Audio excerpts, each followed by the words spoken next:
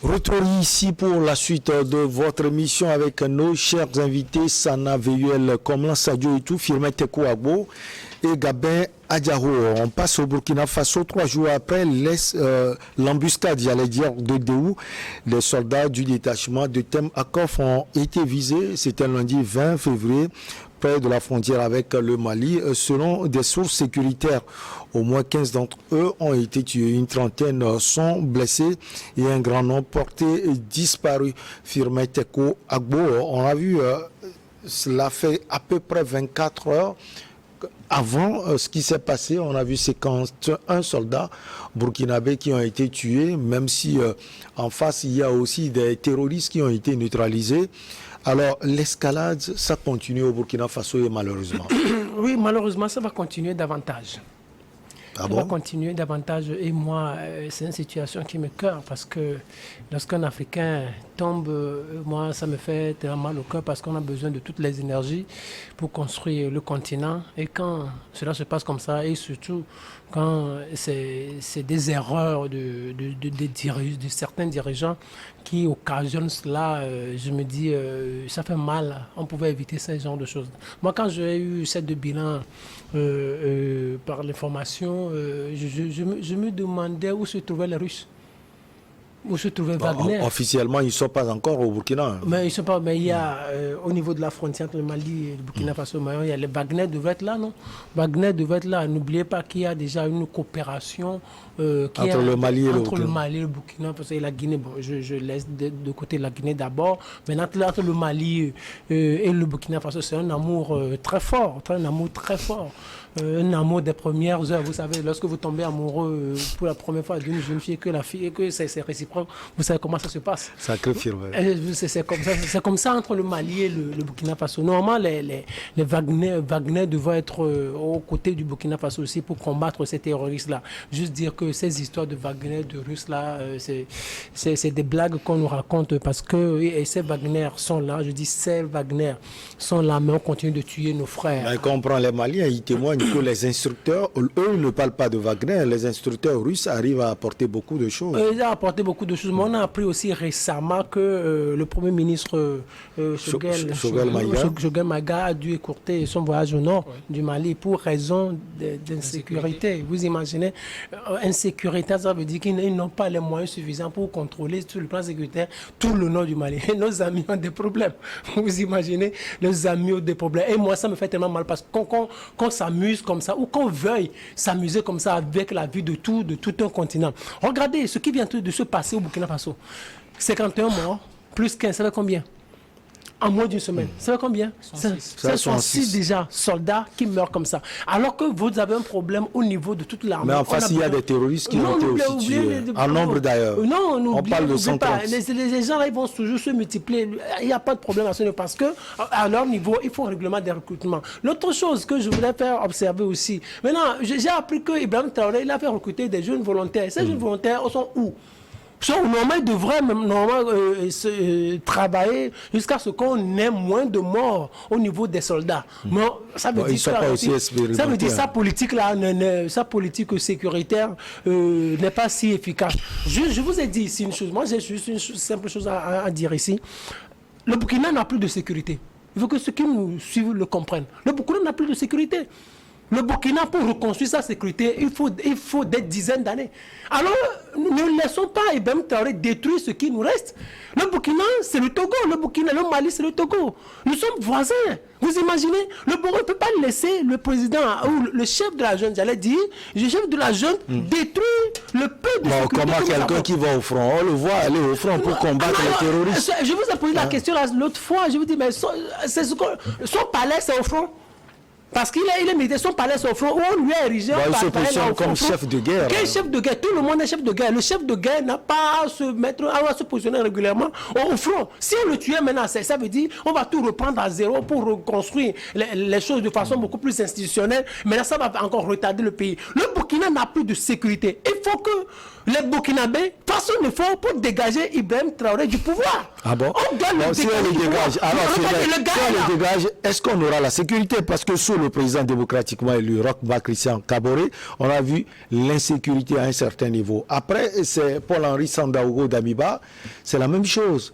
Ibrahim Traoré, si on le dégage, est-ce qu'on va trouver la solution? Maintenant, Ibrahim Traoré, là, ça fait déjà plus de 100 morts.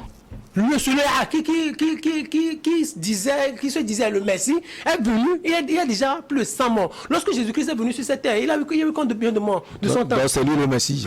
Oui, on lui a dit c'est lui le Messie parce qu'il s'est dit que ses prédécesseurs faisaient mal le travail, faisaient mal le boulot. Et donc quand lui serait là, mais il va apporter des trucs beaucoup plus angéliques et la situation serait beaucoup plus apaisée. Maintenant il est là, la situation devient de plus en plus dégradante. Les gens qui disent on met fin à l'opération française. Ils ne savent pas ce que ces opérations-là... Alors, justement, cette question. Comment on met fin à une opération? 2 jours plus tard, on voit 50. Une personne décédée et après, c'est 15. Est-ce qu'il y a un lien, selon vous, entre le départ et ce qui se passe aujourd'hui? Oui, il y a un lien. Vous savez, quoi qu'on puisse reprocher aux Occidentaux, moi, j'ai toujours dit, les plus gros pilleurs dans ce monde, c'est les Occidentaux. Ils pillent suffisamment l'Afrique. Mais c'est nous qui contribuons à ce pillage, parce que c'est nous qui faisons des contrats ou élaborons des contrats avec, ou c'est nous qui leur demandons de venir piller notre continent. Maintenant, regardez, si les Occidentaux sont là, sont quelque part, les terroristes ont peur. N'oubliez pas, ils sont là. Vous croyez qu'ils ne font pratiquement rien, mais ils sont des matériels les plus sophistiqués. Ils veillent au grain. Mais si, moi là où je dénonce leur duplicité, lorsqu'ils voient que cela ne les dérange pas ou ne dérange pas leurs intérêts, ils ne s'y occupent pas. Ils peuvent laisser, les choses vont se passer et ils sont là. Mais lorsqu'ils voient que ça continue et que ça va créer un certain désordre, ils font un effort et les terroristes ont peur et fuient. Maintenant ici, c'est la même chose qui est en train de se passer. Les gens croient que lorsque l'opération française était là, cette opération ne valait pratiquement rien, ou cette opération était simplement complice et contribuait à la multiplication de ces attaques-là. Maintenant, puisque les terroristes savent que les Occidentaux sont là parce qu'ils sont les mieux informés, ils sont les mieux outillés, ils ont les matériels les plus sophistiqués, ils savent que la situation là, ça va en leur faveur. Le terrain est beaucoup plus vide. À ce niveau-là... L'opération était là, il y avait aussi des attaques. Il y avait des attaques, mais ça apportait quelque chose. Mais du moment où les terroristes ont l'information, ils savent que maintenant les Burkinabés, ils n'ont plus rien, ils n'ont pas à avoir peur de la France, ils n'ont plus à avoir peur de l'opération française. C'est là où ils viennent maintenant en nombre. Moi je vous dis, je vous assure, le Mali, le Burkina Faso, ceux-là qui disent non à l'opération française, ils vont toujours voir les attaques se multiplier parce que la France, quoi qu'on puisse lui reprocher, essayait de régler d'une manière ou d'une autre le problème sécuritaire. Alors en plus des pertes enregistrées dans les rangs des soldats, de nombreux blessés ont été transférés dans des centres de santé. Le bilan pourrait s'alourdir. Une trentaine de personnes manquent toujours à l'appel. Alors Gabin Adjao, vous, votre regard sur l'insécurité, si on peut le dire aujourd'hui, accrue au pays des hommes intègres? Ça fait mal. Très mal de voir un pays voisin dans cette situation-là, parce que à chaque fois qu'on espérait mieux, ça devient beaucoup plus alarmant. Vous savez, quand Roch Christian Kaboré était au pouvoir, on pensait que bon, c'était lui qui ne faisait pas bien, c'était le problème et il ne déployait pas assez de moyens pour les militaires pour qu'ils puissent mener à bien leurs opérations sur le terrain, les incursions militaires sur le terrain. Mais après, on l'a dégagé et on s'est rendu compte que bon, véritablement le problème n'était pas le président de la République, plutôt c'était lui-même. Il faisait mieux d'ailleurs par rapport aux autres. Et Damiba était venu en quelques semaines. On a vu les attaques qu'il y a eu à Dibo et autres. Les ponts ont été sautés, ainsi de suite. Et les populations ont été même desservies du peu qu'ils en avaient. Et maintenant, Ibrahim Traoré est venu. Lui aussi pensait que bon, c'était Damiba le problème. C'est parce que bon, il cohabitait trop un peu avec la France. Il se faisait ami de la France. Ou même certains disaient que bon, il se prend pour un président démocratiquement élu.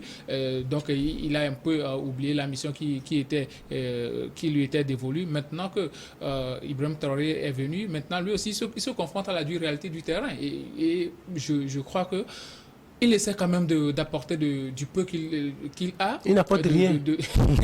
Bon, selon toi, mais moi, je pense que c'est être trop dur un peu avec lui. Oui, parce qu'il est au front. Il élabore des stratégies, le recrutement des volontaires. Le résultat, c'est 51 morts, c'est 15 morts. Le front, pour moi, n'est pas véritablement pas le problème.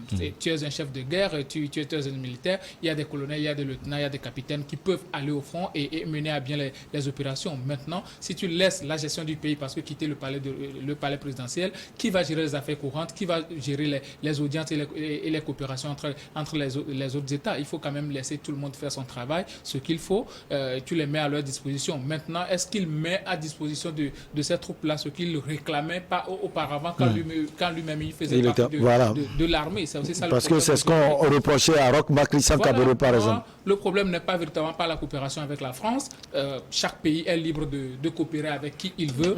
Quand tu vois que bon, celui-là ne m'avantage plus parce que la France aussi était là, mais les attaques aussi étaient bien sûr. Or, on connaît très bien la capacité militaire de la France. S'ils veulent quand même aider ce pays-là à annihiler le terrorisme, ils pouvaient faire quand même mieux. Mais force est de reconnaître que bon, après le départ la coopération de plus en plus accrue avec les Russes de la part des autorités burkinabées, les violences continuent de plus belle, les soldats décèdent de plus belle et les populations, beaucoup de femmes ont été kidnappées la fois dernière et le bilan finalement libéré. Voilà, aujourd'hui le bilan grâce au Mali, c'est ce qu'ils nous ont dit en tout cas. Le bilan en quelques mois de Ibrahim Traoré par rapport au bilan de Roch Marc Christian Kaboré à toutes ces années qu'il a fait à la tête du pays, c'est beaucoup plus rocambolesque que ce que Christian Kaboré avait fait. Donc pour moi, aujourd'hui, la gestion d'un pays ne doit pas être confiée à des militaires parce que, se disant, on maîtrise bien le terrain, alors que quand vous venez, ce qui se passe est encore pire que quand le civil était là. Je pense que chacun doit être confiné dans son rôle. Si vous avez des conseils à donner, vous les donnez. Maintenant, vous faites reculer le pays à des dizaines d'années en arrière, à des dizaines d'années en arrière et vous venez maintenant vous occasionner encore plus de pertes en vies humaines. Là, c'est comme si quand les terroristes ils voient un militaire venir au pouvoir, ils se disent mais ceux-là ils pensent que quoi? On va leur montrer que véritablement ils sont rien devant nous. Et c'est ce que les terroristes sont en train de faire. Ce sont des gens qui sont très très très bien renseignés et à chaque fois ils frappent là où ça fait très mal. 66 militaires décédés en quelques semaines. Vraiment, en quelques jours, c'est trop. C'est un peu trop pour un pays et vraiment, je tombe un peu des nues des stratégies qu'amorce un peu Ibrahim Traoré. Je ne sais pas s'il prend toute la mesure ou bien s'il a la tête bien posée pour pouvoir réfléchir aux stratégies qu'il faut mener pour annihiler ces terroristes-là. Mais ça fait un peu mal, surtout pour ces militaires avec leur famille. Leur famille, c'est ce qui est triste. Avec le taux de famine qui est en train d'augmenter aussi de l'autre côté du Burkina Faso, il faut faire très attention. Firmin l'a dit, bon, dégager Ibrahim Traoré, ce n'est pas ça le problème parce qu'on va encore retourner dans d'autres vraiment. Je pense qu'il y a un chronogramme qui est établi. Il faut le conduire, peu importe la situation sécuritaire, vers des élections. Il faut le conduire vers des élections démocratiques qui vont faire établir soit un civil, soit quelqu'un qui va se constituer civil. S'il est militaire, bon, il se déshabille, il enlève son manteau de militaire. Ibrahim Traoré, pourquoi pas? Voilà, pourquoi pas? S'il veut devenir président démocratiquement élu, qu'il enlève son manteau de militaire et puis bon, il participe aux élections. S'il est élu aux élections démocratiques, bien sûr. Et on revient au point de départ. On revient au point de départ et on conduit bien maintenant le pays. Alors, l'État islamique au Grand Sahara aurait mené l'opération. Ces éléments seraient arrivés au Mali voisin, puisque Tin Akonf est situé au bord de la rivière Beli, à quelques kilomètres de la frontière avec le Mali. Le secteur sert souvent de zone de passage, de voie d'infiltration pour les terroristes. Comment Sadio et tout encore un autre regard, le vôtre, sur la situation sécuritaire inquiétante au Burkina Faso? Moi, j'ai une inquiétude et j'espère que M. Traoré ne va pas faire vivre au Burkinabé ce que le capitaine Sanogo avait fait au Mali. Parce que beaucoup d'analystes estiment que c'est M. Sanogo qui a fait reculer la stabilité du Mali. C'est sous lui que les terroristes ont gagné du terrain. Par définition, la lutte contre les terroristes, les groupes armés terroristes, ce n'est pas une guerre régulière où vous avez une armée adversaire ou bien ennemie. Vous savez où se situe le front. Et donc, quand les médias annoncent que le président burkinabé est allé au front, j'ai envie de savoir c'est quel front réellement. Puisque le terrorisme n'a pas de front. C'est quel front? Où était-il? Était-il au front avec cette perte de 51 soldats et puis d'autres? C'est des questions qu'il faut se poser et garder aussi la tête sur les épaules. Parce que j'ai l'impression que lorsqu'on prend ces statistiques, on ne parle plus que des militaires décédés. Alors qu'en face, même si on estime que le bilan de l'armée malienne pourrait aller entre 70 et 80 morts à terme, mais il faut reconnaître que 100 terroristes ont été neutralisés. Oui, bien sûr. On parle de 130 même. 130, environ 130 selon les estimations, et 60. Ouais. Donc, on a 80, on estime au plus à 80 pertes du côté de l'armée et plus de 160, voire 190 du côté des terroristes. Donc, du double. Voilà, donc il faut analyser les bilans qu'on nous donne vraiment de part et d'autre. Parce que parfois, il ne faut pas aussi présenter un bilan vraiment apocalyptique. Il y a des matériels détruits qui sont saisis. Il y a la riposte qui est toujours en cours. Donc, je crois qu'il faut avoir la tête posée. Certes, la situation que vit le Burkina Faso n'est pas la conséquence de la prise de pouvoir de monsieur du capitaine Ibrahim Traoré. Il a hérité, peut-être au travers des erreurs successives qui ont été commises depuis le départ de monsieur Blaise Compaoré. Mais aussi, je ne pense pas que ce soit la présence de 200 soldats français de la force Sabre qui aurait pu faire quelque chose, parce que cette force était là. N'était-il pas là quand M. Kaboré était là? N'était-il pas là au temps de M. Damiba? Et donc, d'ailleurs, dans leur cahier de charge, ils n'avaient pas mission d'être offensifs. Donc, ce n'est pas leur présence qui aurait changé quoi que ce soit. Mais toujours, quand je dis toujours qu'il faut garder la tête sur les épaules, je crois parfois qu'il y a des manifestations excessives où on essaie de créer des conflits externes qui frôlent parfois l'incident diplomatique pour masquer l'absence de résultats sur le terrain. Je crois qu'aujourd'hui, ce qu'il faut faire, c'est de penser aux moyens pour restaurer la sécurité sur la majeure partie, sur toute l'étendue du territoire burkinabé.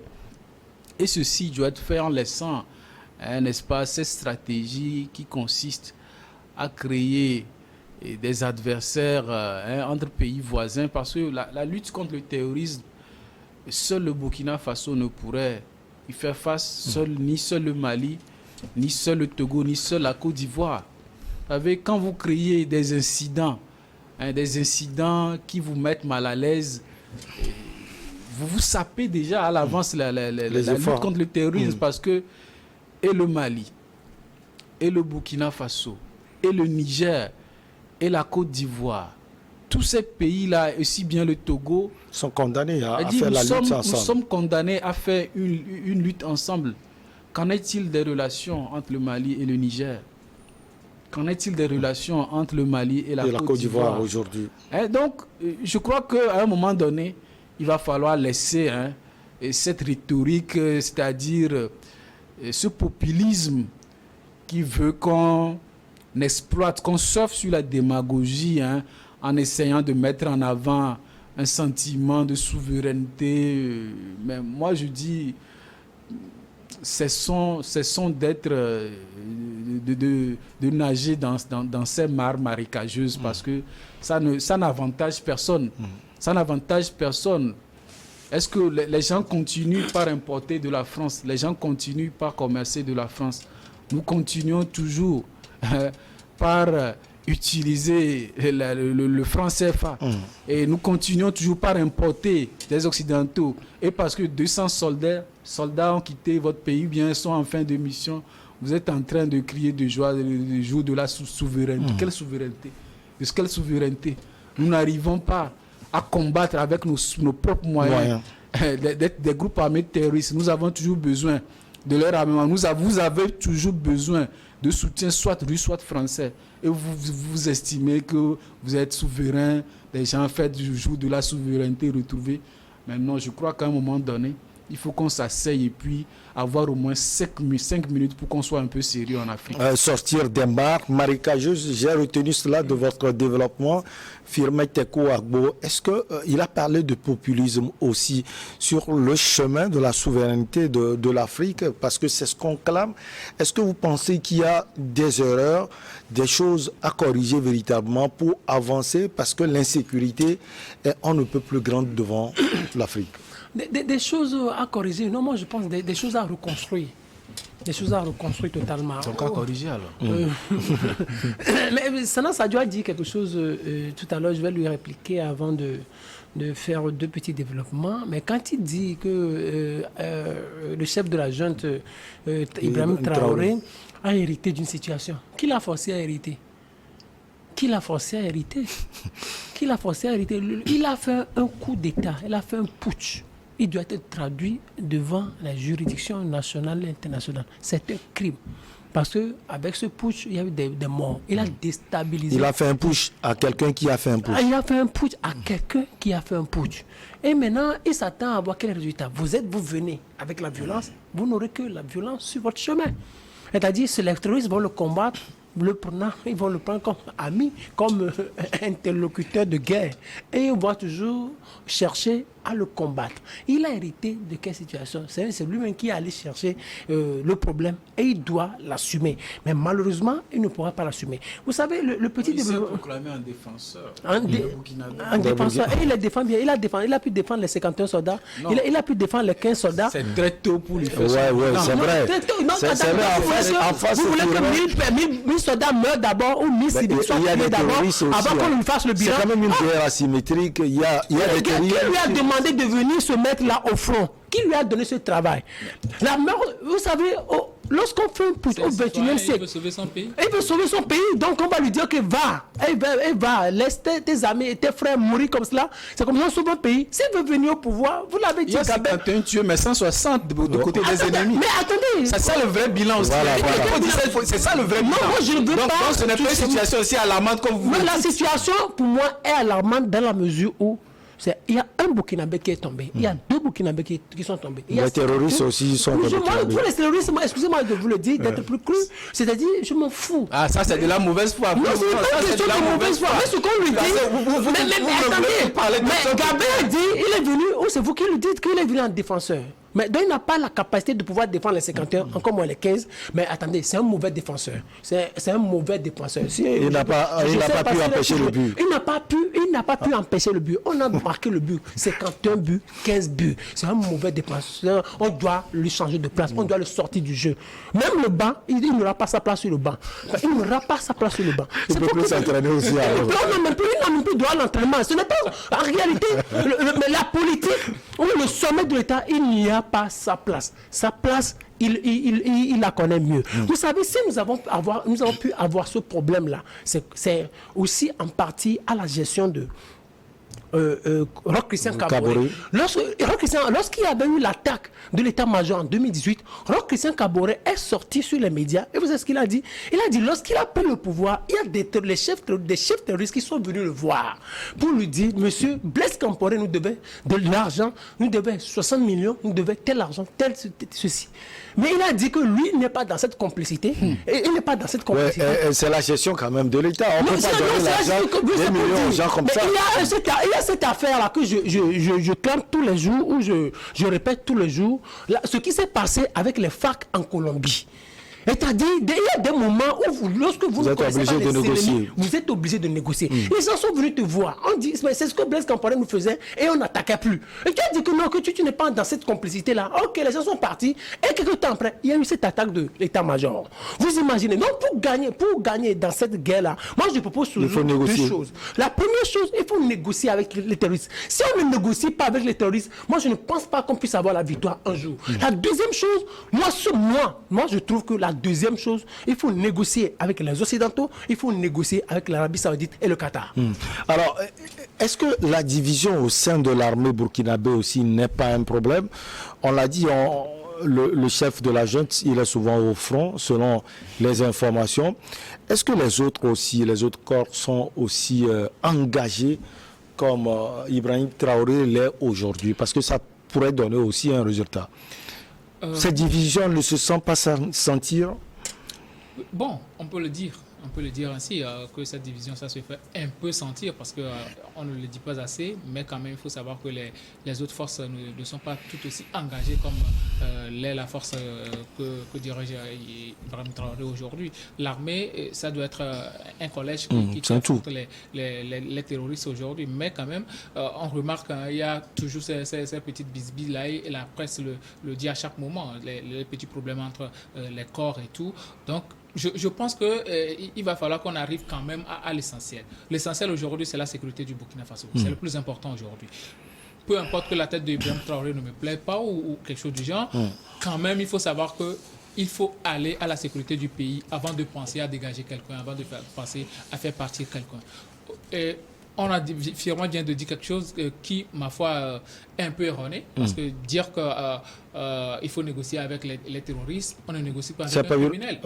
On ne négocie pas avec un criminel. Un criminel, on le mate tout simplement. Mais il mate également. C'est ça le problème. Il mate. Les criminels matent aussi. Pour moi, vous savez, la vie des terroristes ne m'importe pas. Ils savent dans quoi ils se sont engagés. On peut tuer 1 million de terroristes. C'est d'ailleurs pourquoi on n'en parle pas dans les émissions. Parce que c'est la vie des soldats qui est importante, quoi. Voilà, si on peut tuer 1 million de terroristes, moi, ça ne me dit absolument rien. Mais si un soldat burkinabé meurt, si un civil burkinabé meurt, pour moi, ça vaut la vie de ces 1 million de terroristes-là. Parce que ceux-là, pour moi, je ne les considère pas comme des humains. Vous déplacez, vous venez. Et en plus, ce qui m'énerve encore, ce sont des Africains comme nous. On est tous africains, eux ne sont pas sortis de nulle part. Parce qu'ils ont des financements, parce qu'il faut le dire aussi, hein, on parle beaucoup de la France, de la Russie et autres, mais ceux-là qui sont les véritables bourbiers de cette situation, ce sont les pays du Golfe. Parce qu'eux, à chaque moment, ils font des guerres aux populations qui ne veulent pas se convertir. Pour eux, toute chose est liée à la religion. Pour eux, c'est un peu ça. Donc, vous allez voir que les groupes qui attaquent souvent ces pays-là sont des groupes maghreb islamiques et tout ça. À chaque moment, vous allez écouter islamique dans ces groupes-là. Ça veut dire qu'ils reçoivent leur financement de quelque part. Il faut arriver à couper ces ponts-là aussi. Maintenant, côté gestion personnelle de la situation par Ibrahim Traoré, il faut quand même arriver à fédérer les forces autour de soi. C'est important. Parce que quand vous voulez mener une bataille, et que ceux-là qui sont censés vous aider sont tous éparpillés, je ne pense pas que vous irez loin dans votre idéologie, dans ce que vous voulez faire. Il faut quand même arriver à faire fédérer tous les Burkinabés. On a parlé de ces civils-là qui avaient été recrutés. Aujourd'hui, on n'en entend plus parler. Les volontaires. Qu'est-ce qui s'est passé? Vous voulez parler peut-être d'un militaire qui est en prison, Emmanuel Soungrana. On dit qu'il est très efficace au front également. Très efficace. Il peut apporter quelque chose. Même le solliciter pour qu'il puisse apporter quelque chose. Mais bon, c'est une question. Ibrahim Traoré a pas de lui. On va te parler de situation de séparation de pouvoir. On dit qu'il a voulu fomenter un coup d'État. Un coup d'État aussi. Donc aujourd'hui, on le voit beaucoup plus en ennemi que quelqu'un qui peut apporter un peu à l'État burkinabé. Donc je pense que la première des choses, c'est quand même arriver à faire fédérer les forces autour de ce pouvoir-là et aussi savoir réellement quelle stratégie il faut mener pour aller loin et discuter réellement avec les pays avec qui on coopère et ne pas créer de frustration qui peut quand même à un certain moment nous faire du mal. Allez, on va marquer la pause pour le journal. On vous retrouve Firmin Tekou Agbo, Sana VUL, Komla Sadio Itou et Gabin Adjao pour la suite.